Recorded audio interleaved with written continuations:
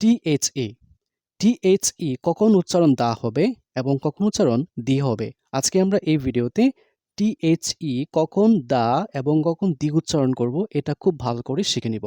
প্রথমে শিখে নেই ভাওয়েল এবং কনসোনেন্টের বিষয়টা।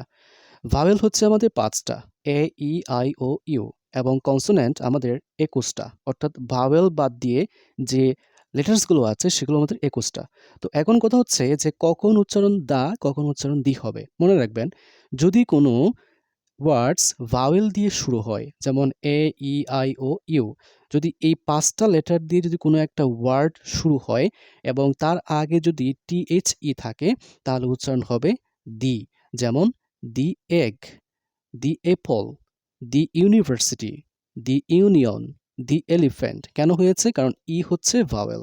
যেমন এ হচ্ছে ভাওয়েল, ইউ হচ্ছে ভাওয়েল, ই দেখুন এখানেও আমরা ই পেয়েছি, এখানে এ আছে, এখানে এ আছে। তার মানে ভাওয়েল দিয়ে যদি কোনো একটা ওয়ার্ড শুরু হয় সেক্ষেত্রে আমাকে টিএইচ এর উচ্চারণ হবে দি।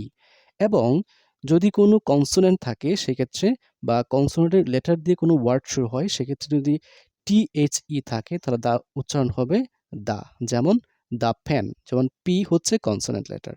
The fan, the boy, the mango, the four, the book.